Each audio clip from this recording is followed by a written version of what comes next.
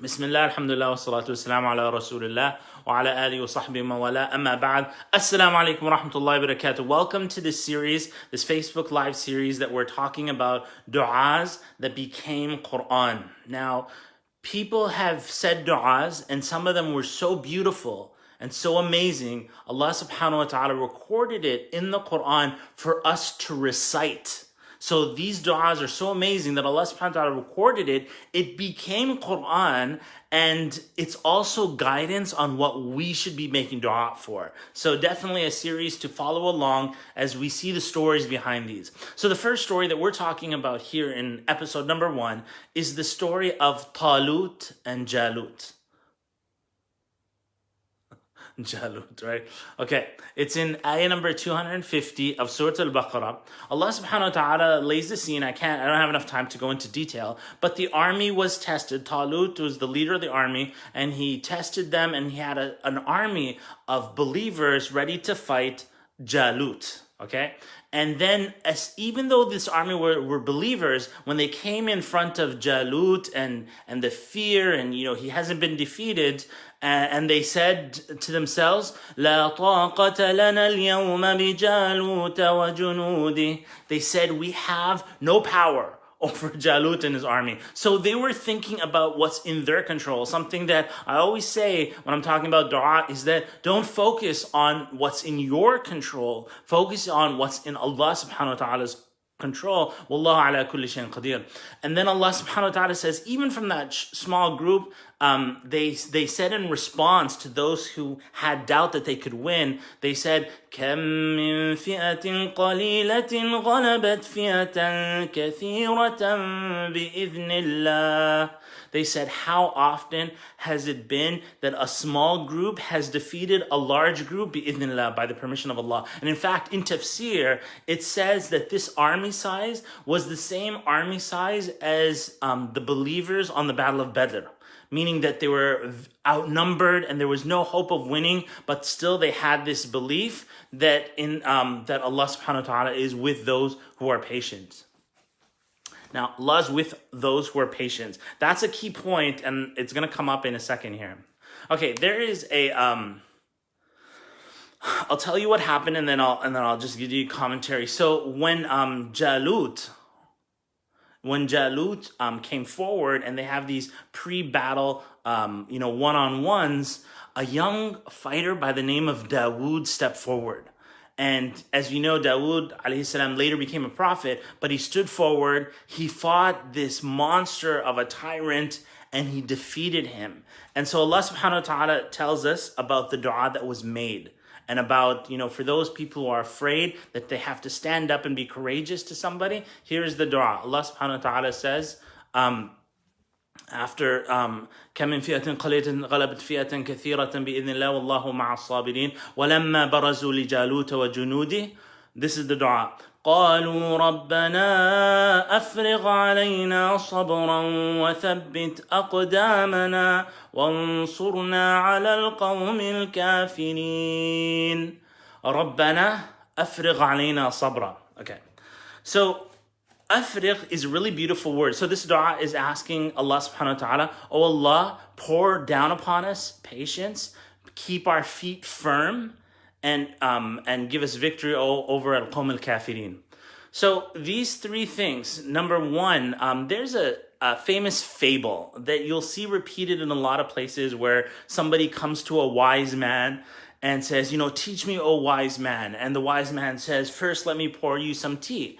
And then this wise man pours some tea, and the tea cup fills up, but then the wise man keeps pouring and pouring, pouring, until the student gets freaked out and says, stop, O wise man. Stop, O wise man, the teacup is full. And this wise man keeps pouring, and then he teaches the student, he says, yes, if it's full, how can anything else enter it? And he says, and the same thing for you, this is the wise man fable, this is the same thing for you. If your mind is full, if you already have these preconceived conditions, there's no space for new information to come in if your head is full. Now here, in this dua that Allah subhanahu wa ta'ala teaches us, رَبَّنَا أَفْرِغْ عَلَيْنَا صَبْرًا, the dua that they said on that battlefield, O Allah, pour upon us pour upon us patience. In other words, fill our cups, and our cups in this regard is our hearts. Fill our hearts with patience.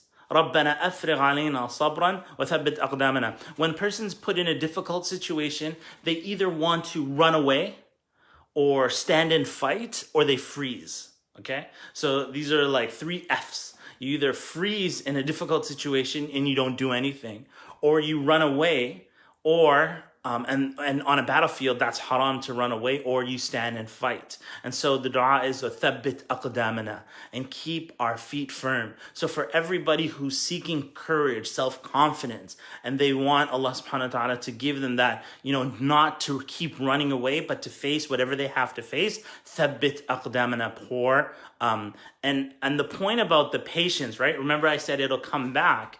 They said before, the believing people said, how many times has a small army defeated a large army bi'idhnillah? And then they say, Wallahu ma'as sabirin, and Allah is with those who are patient. And then here in this dua, they say, Rabbana afrigh alayna sabra. They say, yes, Allah is with those who are patient, but patience is a gift from Allah subhanahu wa ta'ala. And so they're making dua for patience. That, oh Allah, fill our hearts only, so there's nothing there except patience for you. Patience over what they have to do, or patience against what Allah subhanahu wa ta'ala said is haram, or patience from al-qada al-qadr. If there's something that was decreed, somebody would die or so on, that this is all that their heart is full with patience. Now, Dawood killed Jalut, and later he became a prophet. And I'll finish off with this one. Allah subhanahu wa ta'ala says, وَقَتَلَ دَاوُودُ جَالُوتَ. So Dawood did win the battle. And, you don't hear his name until this point in the story. It's like he came from the ranks of the fighters, somebody unknown. But this dua was answered with Dawood.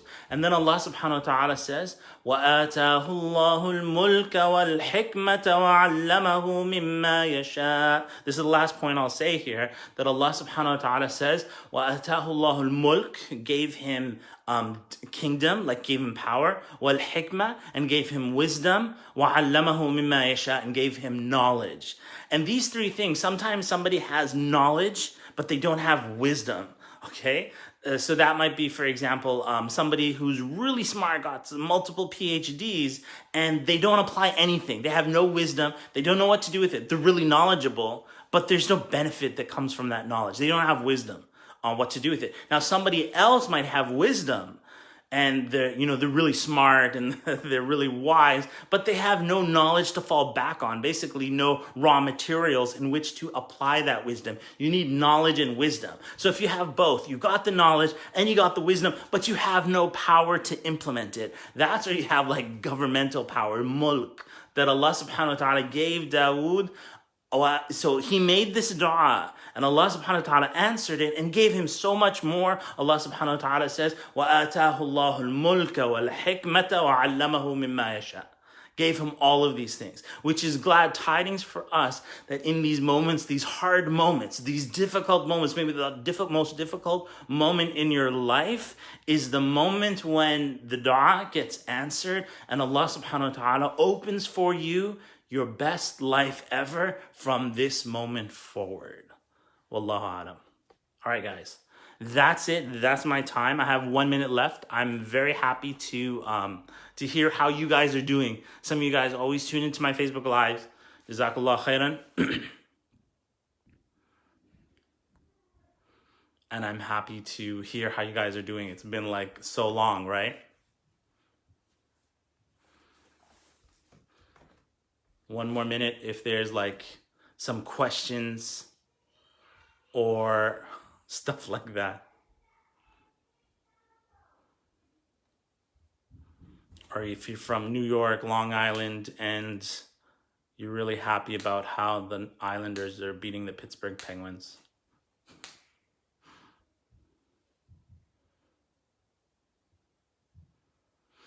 So Baskuta, that's a cool name, Baskuta.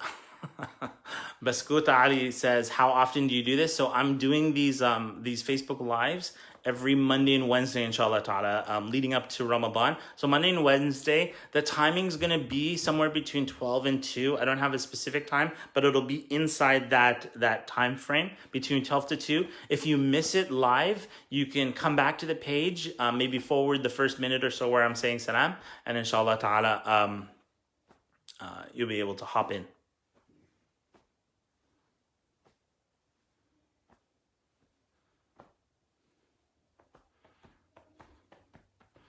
And that's it. We're pretty much done. Let me just say some salams because it warms my heart when I say salams. So some familiar faces here. We got Lisa Irvine. Assalamu alaikum. Lisa, welcome back. Amber Rizwan is a top fan of mine. Welcome, Amber Rizwan. She says, it's been life-changing how the Dua Revival course came to fruition. MashaAllah, welcome. Samira Beg, hope to see you more in Ramadan. Inshallah, before Ramadan as well.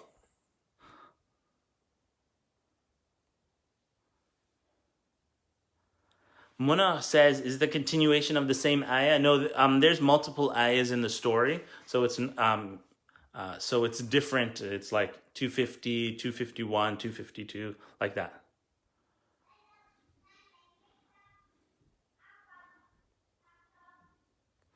All right, guys, I'm going to tap out just so... Wait. Zahira says that she experienced a bully today. Okay.